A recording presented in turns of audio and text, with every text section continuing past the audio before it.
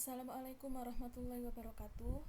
Saya Ika Fahria Utami akan mempresentasikan hasil pekerjaan saya untuk modul 9, yaitu penyelesaian pemeriksaan.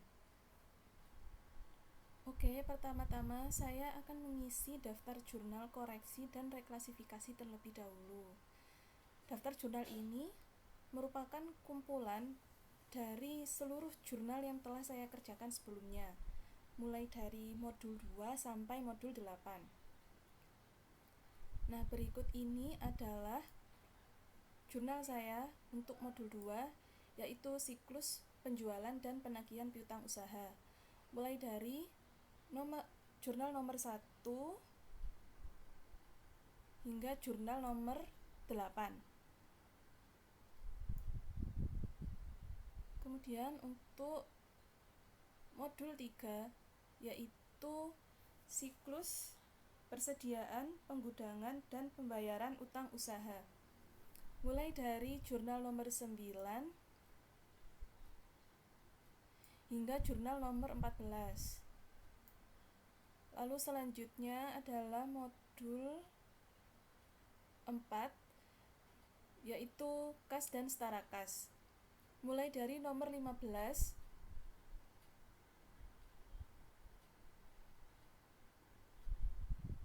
hingga jurnal nomor 28.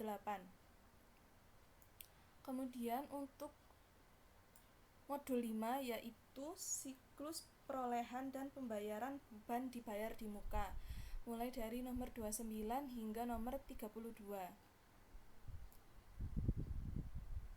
Selanjutnya adalah modul 6, yaitu tentang siklus perolehan dan pembayaran investasi, mulai dari jurnal nomor 33 hingga nomor 35. Lalu modul 7, yaitu siklus perolehan dan pembayaran aset tetap, mulai dari nomor 36 hingga nomor 45. Dan yang terakhir adalah untuk modul 8, yaitu pendapatan dan beban, mulai dari nomor 46 hingga nomor 52. Nah, setelah merekap jurnal, saya akan mengisi kertas kerja prosedur analitis laba rugi dan neraca. Saya memulai dari skedul laba rugi terlebih dahulu, karena nanti di neraca akan membutuhkan saldo laba, di mana saldo laba tersebut berasal dari laba neto tahun berjalan, yaitu tahun 2018 ini. Kemudian nanti akan ditambah laba awal tahun yang diperoleh dari neraca saldo yang ada di buku 1.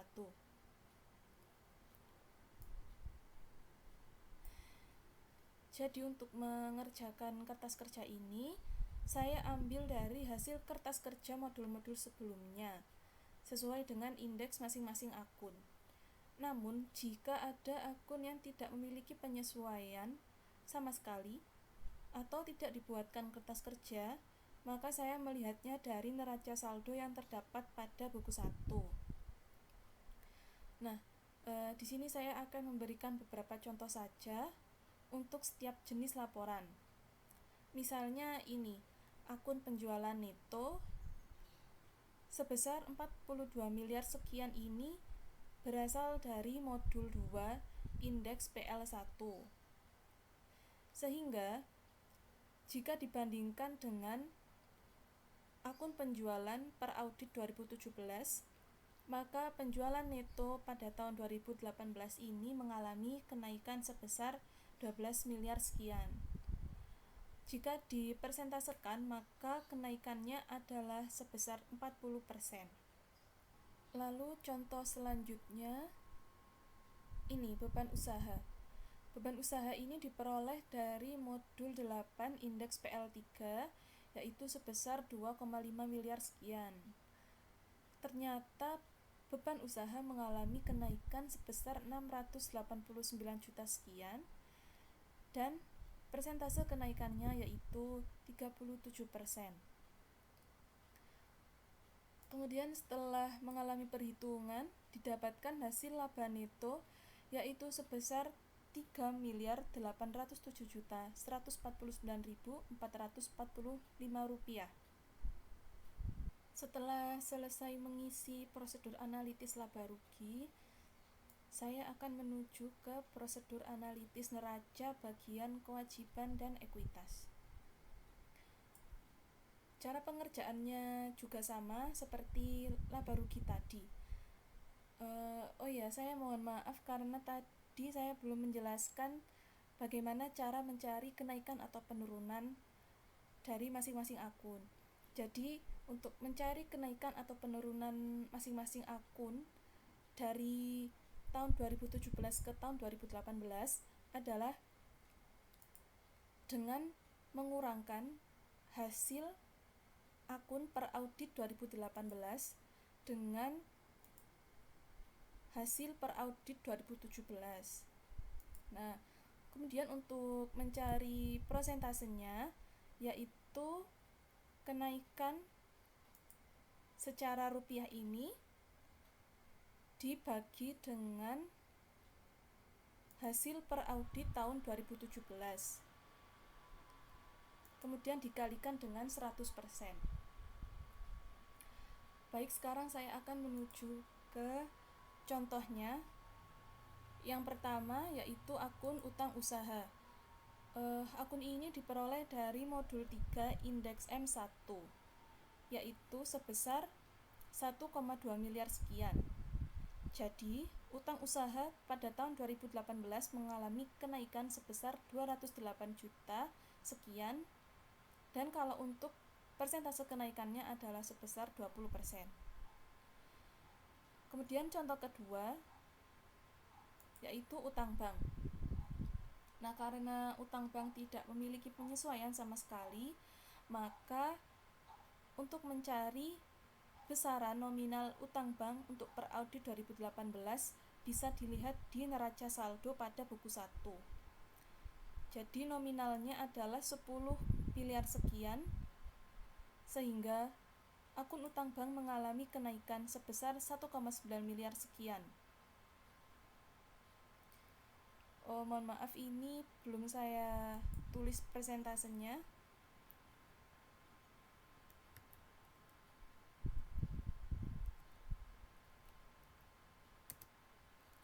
Nah, sudah saya dapatkan hasil, yaitu kenaikan utang bank sebesar 24%.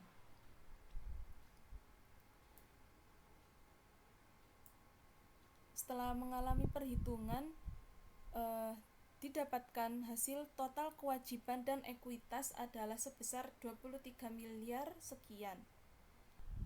Nah, sesuai seperti apa yang saya katakan sebelumnya, di neraca membutuhkan nilai saldo laba, di mana saldo laba ini diperoleh dari hasil laba neto pada laba rugi tadi ditambah dengan laba awal tahun.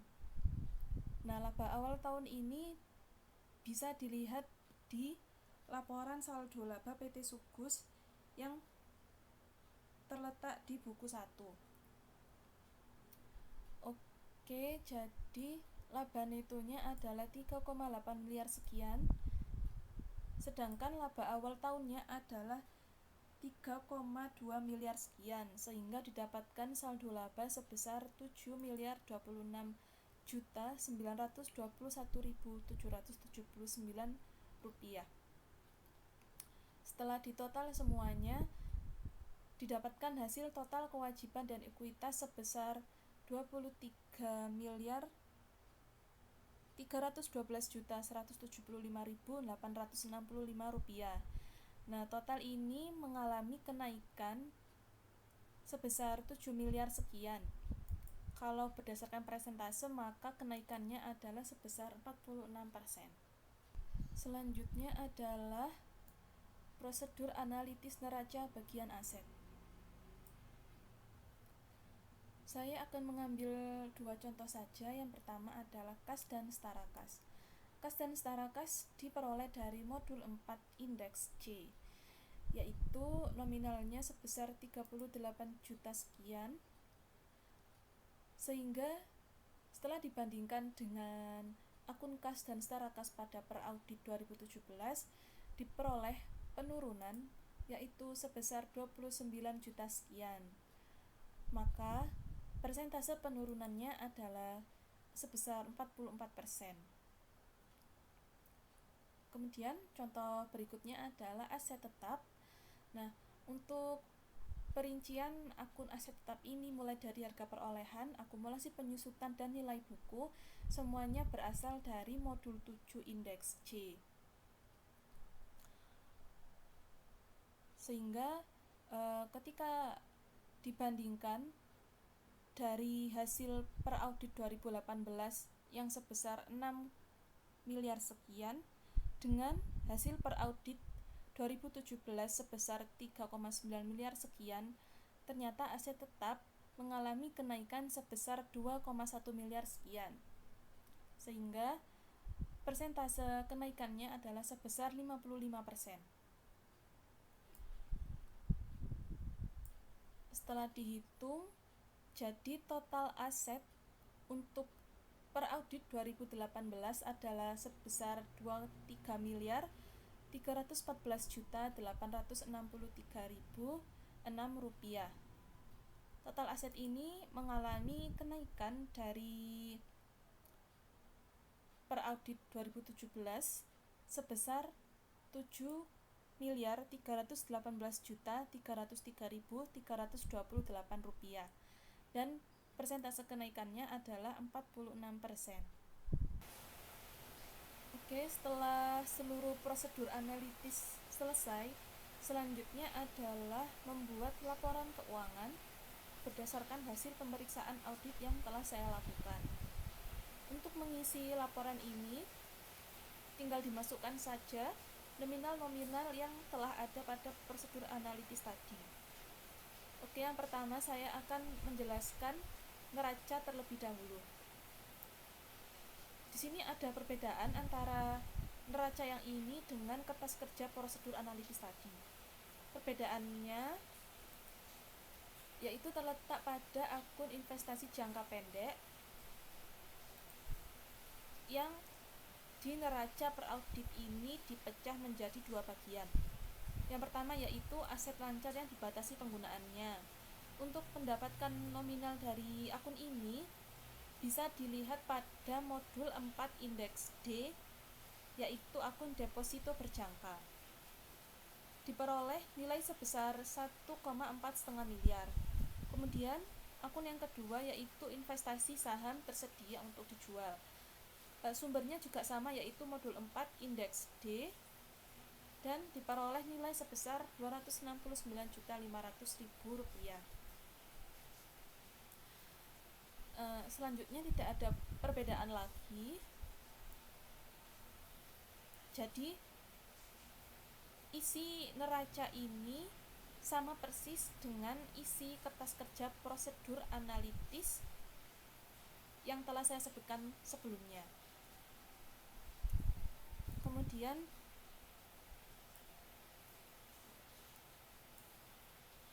bisa dilihat ini bisa dibandingkan antara jumlah aset dengan jumlah kewajiban dan ekuitas. Namun mohon maaf, saya tidak bisa mencapai hasil yang balance antara kedua akun ini. Selanjutnya yaitu laporan laba rugi untuk tahun yang berakhir 31 Desember 2018 dan 2017 per audit. Isian dari laporan laba rugi ini sama persis dengan kertas kerja prosedur analitis yang bagian laba rugi. Jadi pendapatan usaha atau penjualan neto dikurangkan dengan beban pokok usaha, dihasilkanlah laba bruto sebesar 9,5 miliar sekian. Kemudian laba bruto dikurangkan dengan beban usaha, diperoleh laba usaha sebesar 7 miliar sekian. Kemudian akan dikurangkan atau ditambah dengan pendapatan atau beban lain-lain. Nah, karena setelah dihitung ternyata beban lebih besar daripada pendapatan lain-lain, maka laba usaha dikurangkan dengan beban lain-lain sehingga diperoleh laba sebelum pajak sebesar 4,8 miliar sekian. Kemudian setelah itu dikurangkan dengan beban pajak penghasilan sehingga diperoleh hasil akhir yaitu laba neto sebesar 3.807.149.445 rupiah. Laporan selanjutnya adalah laporan perubahan ekuitas. Nah, pada laporan ini akun modal saham selalu sama untuk tiap tahunnya, mulai dari tahun 2016, 2017, dan 2018. Nah, sedangkan untuk akun saldo laba itu selalu berbeda karena akun ini selalu bergantung pada laba neto tahun berjalan. Nah, pertama-tama saya akan menjelaskan tentang jumlah ekuitas pada tahun 2016 diperoleh dari modal saham sebesar 2.220.000.000 itu berasal dari neraca saldo pada buku 1. Kemudian ditambah dengan saldo laba pada tanggal 31 Desember 2016 sebesar 1.761.000.000 sekian, itu diperoleh dari buku 1 bagian 4 kertas kerja pemeriksaan tahun lalu, sehingga total ekuitas pada tahun 2016 adalah 3,9 miliar sekian. Kemudian saya akan menjelaskan mengenai jumlah ekuitas pada tahun 2017. Modal sahamnya tetap sama yaitu 2,2 miliar sekian dan saldo labanya sebesar 3,2 miliar sekian berasal dari laba neto tahun berjalan pada tahun 2017 itu sendiri, ditambah juga dengan laba awal tahun yaitu laba pada tanggal 31 Desember 2016, sehingga diperoleh total ekuitas tahun 2017 adalah 5,4 miliar sekian. Dan yang terakhir adalah ekuitas tahun 2018. Modal sahamnya tetap sama yaitu 2,2 miliar, sedangkan untuk saldo labanya sebesar 7 miliar sekian berasal dari laba neto tahun berjalan tahun 2018 ditambah juga dengan laba awal tahun atau laba pada tanggal 31 Desember 2017 yaitu sebesar 3,2 miliar sekian, sehingga diperoleh total ekuitas tahun 2018 adalah 9,2 miliar sekian. Selanjutnya adalah laporan arus kas. Nah, untuk mengerjakan laporan arus kas, sumbernya adalah kombinasi dari prosedur analitis laba rugi dan prosedur analitis neraca. Nah, untuk arus kas dari aktivitas operasi, sumbernya adalah laporan laba rugi, yaitu di mana penerimaan kas dari pelanggan merupakan nilai penjualan neto. Kemudian pembayaran kas kepada pemasok merupakan nilai beban pokok penjualan, dan pembayaran kas kepada karyawan dan lain-lain merupakan nilai dari beban usaha. Sehingga diperoleh arus kas neto yang diperoleh dari aktivitas yaitu sebesar 4,8 miliar sekian berasal dari penerimaan kas dari pelanggan dikurang pembayaran kas kepada pemasok serta karyawan dan lain-lain.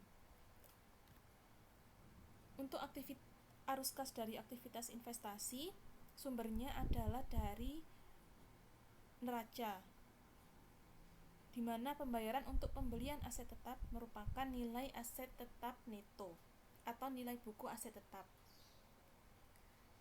sehingga diperoleh arus kas neto yang digunakan untuk aktivitas investasi yaitu sama nilainya sebesar 6 miliar sekian.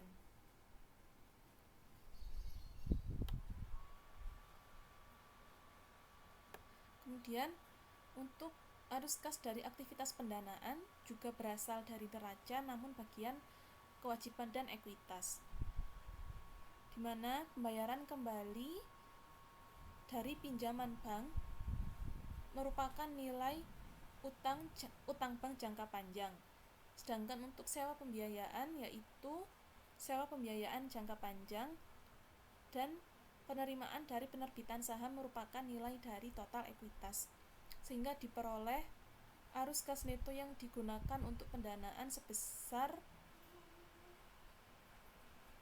983 juta sekian.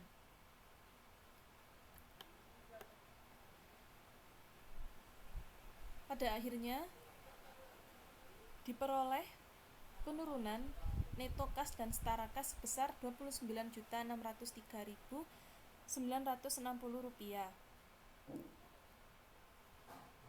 Untuk perhitungan pada tahun 2017 juga sama seperti pada tahun 2018. Oke, ini adalah laporan terakhir, yaitu catatan atas laporan keuangan. Saya hanya akan menjelaskan informasi pendukung pos-posnya saja. Nah, nominal-nominal yang ada pada informasi ini semuanya bersumber dari modul-modul yang telah saya kerjakan sebelumnya, yaitu mulai dari modul 2 hingga modul 8. Informasinya ada kas dan setara kas, kemudian aset lancar yang dibatasi penggunaannya atau deposito berjangka, kemudian investasi pada saham, piutang usaha, persediaan, investasi pada entitas asosiasi, aset tetap, kemudian utang usaha, lalu perpajakan yang terdiri dari utang pajak, pajak penghasilan, dan beban pajak penghasilan. Kemudian utang bank, modal saham, beban pokok penjualan, dan yang terakhir adalah beban usaha. Sekian presentasi dari saya, mohon maaf apabila banyak kekurangan. Assalamualaikum warahmatullahi wabarakatuh.